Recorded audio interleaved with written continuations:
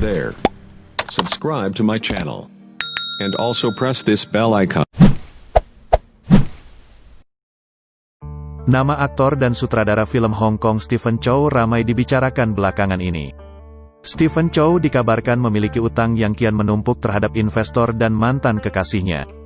Jauh sebelumnya, Stephen Chow juga dikabarkan menggadaikan rumah mewahnya di The Peak, Hong Kong. Tentu saja hal ini seperti berlawanan dengan popularitas, serta kesuksesan film-filmnya dulu. Penasaran siapa dan seperti apa sosok Stephen Chow? Simak rangkuman berikut ini.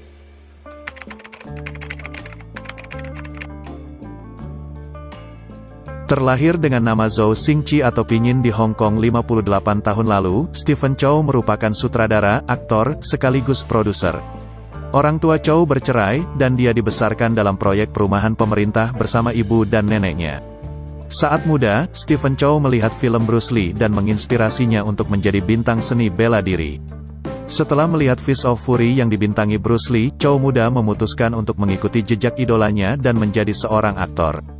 Ikut audisi kelas akting yang disponsori TVB, Stephen Chow mendapat peran di 430 Space Shuttle, acara televisi anak-anak tahun 1983.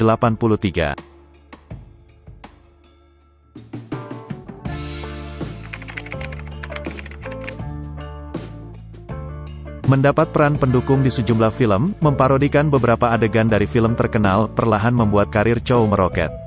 Ketika Jackie Chan dan Jet Li sibuk berkarir di kancah internasional, pasar lokal dikuasai Stephen Chow. Saat itu, banyak yang berpikiran kegagalan Chow terjun ke dunia hiburan Hollywood karena mulai tahu, atau kalau menurut Kalim Aftab, itu berarti film aksi yang dicampur dengan komedi slapstick, di mana karakternya sering bercakap-cakap dalam bahasa yang tidak bisa dimengerti. Parodi seperti itu hanya bisa dipahami oleh penonton Hong Kong dan atau Asia saja. Sukses di depan layar, Stephen Chow tertarik mengembangkan diri di belakang layar sebagai sutradara. Dari tangannya berhasil melahirkan film laris seperti Shaolin Soccer, God of Cookery dan Forbidden City Cop. Sayangnya, meski sukses di Hollywood, Miramax Studio memutuskan kontrak dengan Stephen Chow karena pembajakan.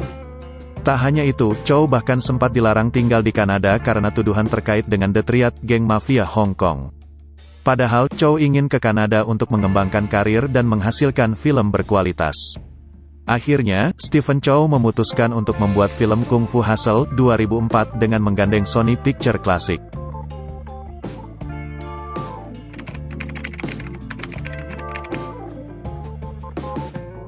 Tak diduga Kung Fu Hustle meraih sukses besar. Dengan anggaran $20 juta AS, 294 miliar rupiah, film tersebut berhasil mengantongi keuntungan hingga $106 juta AS, 1,5 triliun rupiah. Chow kemudian membuat film CJ7 yang juga menjadi film laris, bahkan tercatat sebagai film dengan pendapatan tertinggi sepanjang waktu di Malaysia.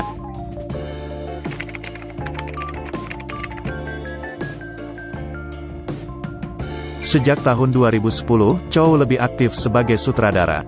Dia ada di balik film Journey to the West, Conquering the Demons yang juga meraih sukses dan berpenghasilan tinggi. Demikian juga dengan film The Mermaid. Di tahun 2020 ini, Stephen Chow menyutradarai film The Mermaid 2 dan Kung Fu Hustle 2.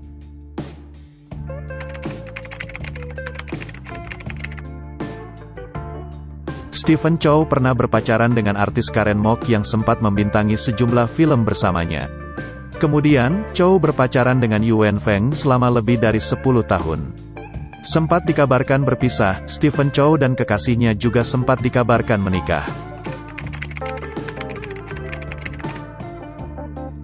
Aktor dan sutradara film Hong Kong, Stephen Chow, dikabarkan memiliki utang pada investor dan mantan kekasihnya, seorang ahli waris konstruksi Yu Manfung. Tak sedikit, nilai utangnya disebut mencapai $47,4 juta Amerika Serikat atau sekitar 697 miliar rupiah.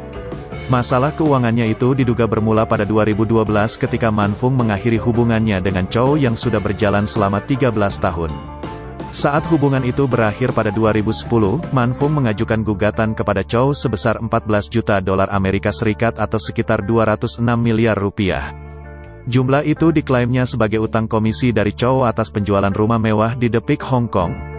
Karena Chow telah tinggal di rumah itu, Man Fung merasa dia seharusnya berhak atas bayaran 10%-nya, yang berarti sekitar 80 juta dolar Hong Kong atau 151 miliar rupiah.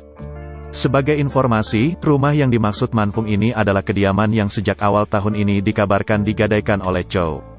Menurut Man Fung, sejauh ini dia hanya menerima 1,75 juta dolar AS atau 25 miliar rupiah.